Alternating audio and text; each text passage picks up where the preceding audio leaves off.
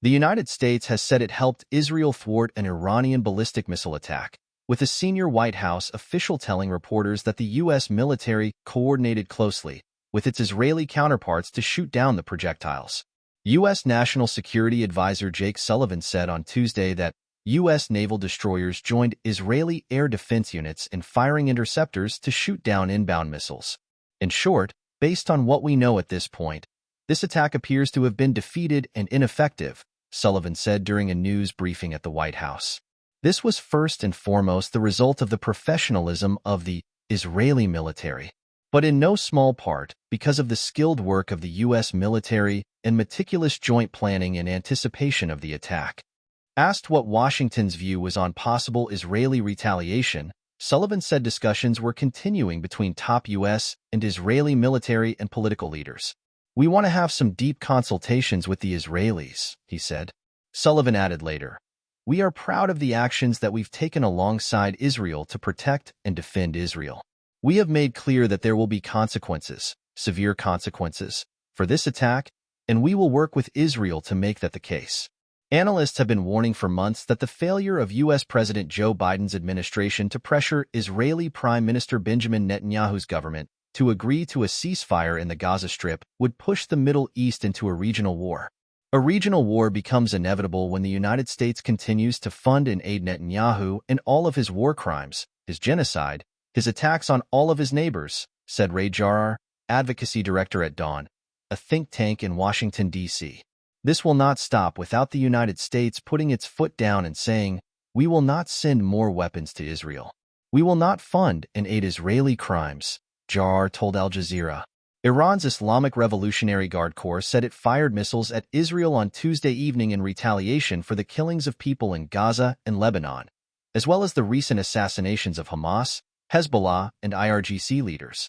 The firings came just hours after the Israeli army said it had launched limited ground incursions into southern Lebanon. Hezbollah denied that Israeli forces had entered Lebanese territory. The Israeli military, which has been trading fire with Hezbollah across the Israel-Lebanon border for months, recently escalated its assault on the country. Israeli strikes on the southern suburbs of Beirut and other areas have killed and injured thousands of people over the past weeks. Amid the surge in attacks and regional tensions, the Biden administration has repeatedly said it favors diplomacy and wants to see a de-escalation.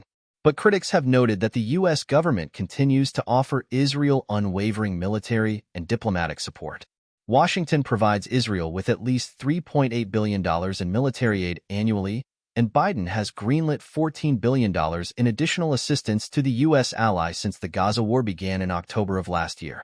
In his first comments on the Iranian attack, Biden told reporters that his administration was in active discussion with Israel on its response.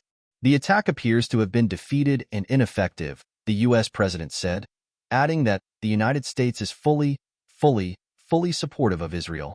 Earlier on Tuesday, the White House said that Biden had directed the U.S. military to aid Israel's defense against Iranian attacks and shoot down missiles that are targeting Israel. The Pentagon also said in a statement that Secretary of Defense Lloyd Austin and his Israeli counterpart Yoav Gallant had discussed the severe consequences for Iran in the event Iran chooses to launch a direct military attack against Israel. The statement did not elaborate on what those consequences would be. A spokesman for the U.S. State Department said on Tuesday afternoon that the Biden administration's support for Israel's security remains ironclad. "We will continue to stand with the people of Israel at this critical moment," Matthew Miller told reporters. But according to Jarar, the analyst at Dawn, the Biden administration's blank check policy to Israel is what led to the current escalation. "The Biden administration is dysfunctional, and there is no one behind the wheel. There is no leadership whatsoever," he said. "This administration is completely absent. They give Israel 100% of what they want, from weapons and money, and they can exercise 0% pressure on Israel. Netanyahu gets all that he wants, but he doesn't have to pay a price for anything. What we've seen today is a result of this failed U.S. leadership in the Middle East and North Africa. The region has officially entered a full-scale regional war." Khalil Joshin, executive director of the Arab Center Washington, D.C., also said the Biden administration's unconditional support for Netanyahu's government was taking the entire region to the unknown.